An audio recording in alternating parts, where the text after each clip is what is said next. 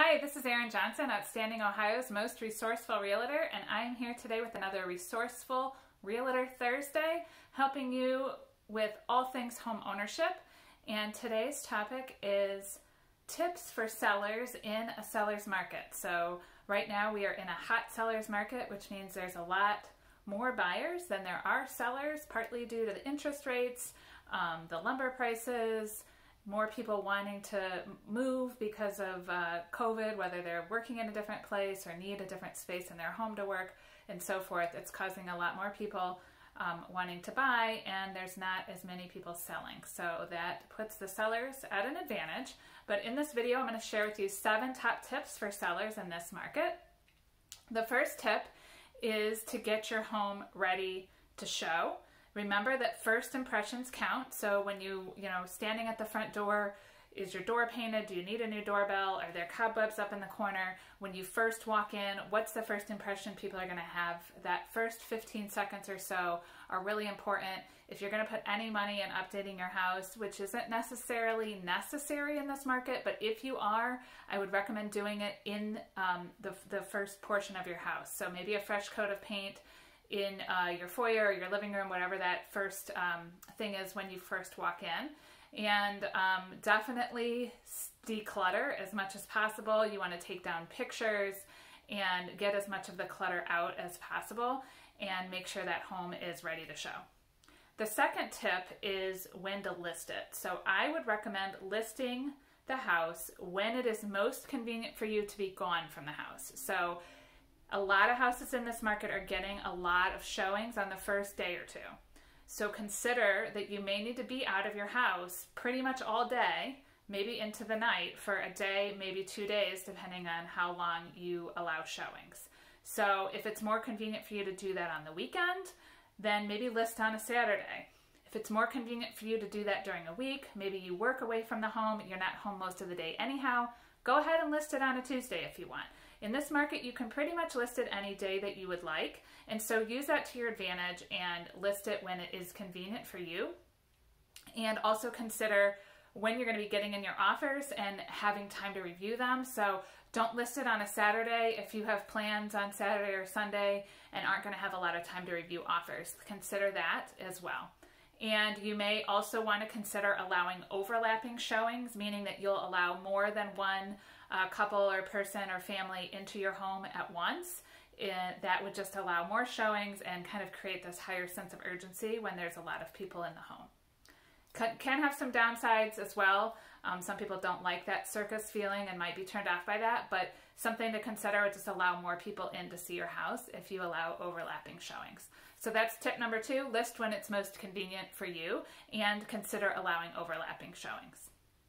Tip number 3 is to make sure that you have your next move planned and be ready to move. So if you sell your home quickly, you have to be ready to get out of the home possibly in 21 to 45 days. So make sure you have a plan and know where you're going to go, or at a minimum have a backup plan if your plan doesn't work out. Have some idea of options of where you can go. Tip number 4 is to keep the price fair. Some people are tempted in this market to price it really high, see how much you can get for it. That can backfire for you. It can work out sometimes, but if you price it too high, that might turn people off and they might not come at all because they feel like they might be priced out. If you keep the price fair or maybe slightly below what the market is showing, then you have a higher chance of getting more bids in and possibly getting a bidding war going and so forth. The other thing to think about when doing the price is sometimes price breaks can matter, so that pricing it evenly at, let's say, $200,000, people search by a certain price range. So if they're saying, I'm looking for a house between $100,000 and $200,000, or some people may be searching for a house between $200,000 and $300,000. If that is the case, then pricing it at $200,000 will capture both of those audiences. If you price it $199,900 or $201,500 or something like that, you're only going to get one audience or the other. So if you're kind of on the bubble, that's something to think about, that sometimes pricing it on an even price point can help you increase your audience. Tip number 5 is to be clear on what it is that you want. So good buyer agents should be calling your agent to say, what is it that the seller wants? What do they need? And in some cases, that may just be simply that you want the most money possible. But in some cases, you may have a unique situation in terms of when you're able to move out of the house, how much time you need to move, and so forth. If you have a particular need, then you should make sure that your agent knows that and can communicate that to the other agents. So for example, maybe you are building a house and it's not going to be ready until September 1st, but you want to go ahead and put it on the market now. You could communicate that what you need is to be able to have possession until September 1st. You can close sooner than that, get your money, and ask to stay in the house, what's called a rent back, for the additional period of time until your new house is ready. So if you have a situation like that, make sure that your agent knows and that they are communicating to the other agents. You have a greater chance of being able to meet your needs if you are able to communicate clearly what it is that you want and you need.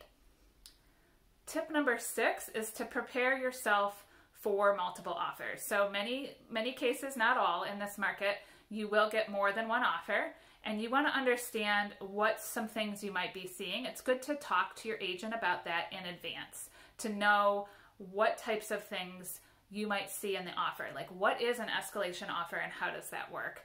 And what do appraisal bridges mean, and so forth, so that you're not surprised by it and that you can understand it when those offers start rolling in. You also want to be prepared for a possible appraisal problem and consider not accepting the love letters. So some buyers, to try to get a house in this market, are writing a letter to the sellers saying why they want the house and how they can envision their family there and all this stuff. And it can be very emotional, and there is some concern that that could be a fair housing violation if you, as the seller, end up making the decision about which offer to go with based on that letter. So let's say you get a letter from, a family of a particular race or religion, and you get a letter from another couple that is a different race or religion, or maybe a different sexual orientation, and you decide on one versus the other and not necessarily based on who offered you the most money, that could be a discrimination issue. And so if you don't want to be in that situation, tell your agent to put in the notes that you will not accept letters from the buyers. Because once you see that letter, you can't unsee it and it could start to affect you. Totally up to you, just throwing that out there as an option that you may want to consider. And then the last tip, number 7, is that you really should be hiring a real estate professional to help you through this. I know some people are tempted, like, oh, it's such a hot market and I can just put a sign in the yard and I can sell it on my own. Here's a couple reasons why you should consider hiring a realtor to help you through. First off, we can help you with the pricing strategies. Make sure that you are pricing it appropriately for the market, that you don't sell yourself or overshoot yourself. Both which could be detrimental. We can help you with the negotiations and understanding these multiple offers and how to look at them and what to consider, and go back and negotiate more money for you and leverage these multiple offers situations. That will help you win the best price, which is ultimately probably what you want. You may be thinking about not hiring a realtor to avoid paying commission, but ultimately you may get more money by using a realtor that would more than cover the commission costs and net you more. Other things we can help you with is addressing if there's an appraisal gap, helping to challenge that, and so forth. We are there to monitor the deadlines, making sure you close on time, making sure everybody's doing what they're supposed to be doing. We will also keep you safe in scheduling the showings, making sure that only approved buyers are coming into your home, and you don't have to worry about people knocking on your door and letting them in while you're there and any safety issues with that. And then lastly, we are also there to help you through the legal aspects of it, the contracts, making sure you know what you're signing, what you're being offered, and to make sure you're covered through that process. So I hope that helps. If you are thinking about selling, now is a great time to sell, great time to take advantage of this market, and I would love to help you through that. You can give me a call at 330-227-4355 or shoot me a text or an email, and I would be happy to help you out. if you're even thinking, I might want to sell in the next couple of years, I'd be happy to come out, look at your house, tell you what I think it's worth in this market, give you advice on any updates that you may want to consider making. And I'm here to help. I'll do that for free. So give me a call, 330-227-4355. Have a great Thursday.